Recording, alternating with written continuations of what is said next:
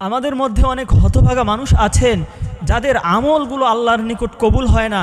তারা কষ্ট করে আমল করে যান, কিন্তু আমলগুলো আল্লাহর নিকট কবুল হয় না।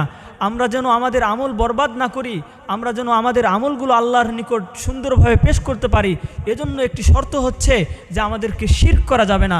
যে ব্যক্তি শিরক করে, আমল করে এবং আল্লাহর সঙ্গে শরীক স্থাপন করে, তাহলে তার আমলগুলো আল্লাহর নিকট কবুল হয় না, বরং তার আমলগুলো নষ্ট হয়ে যায়।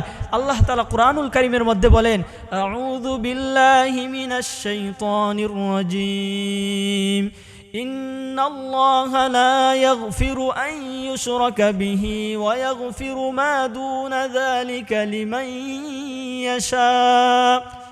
নিশ্চয়ই আল্লাহ তাআলা শিরকের গুনাহ ক্ষমা করবেন না। শিরক ছাড়া আল্লাহ তার ইচ্ছা অনুযায়ী বান্দাকে ক্ষমা করে দিবেন অন্যান্য গুনাহ, কিন্তু শিরকের গুনাহ আল্লাহ ক্ষমা করবেন না। তিনি অন্য আয়াতে বলেন, লা তুশরিক বিল্লাহ, তোমরা আল্লাহর সঙ্গে শিরক করো না।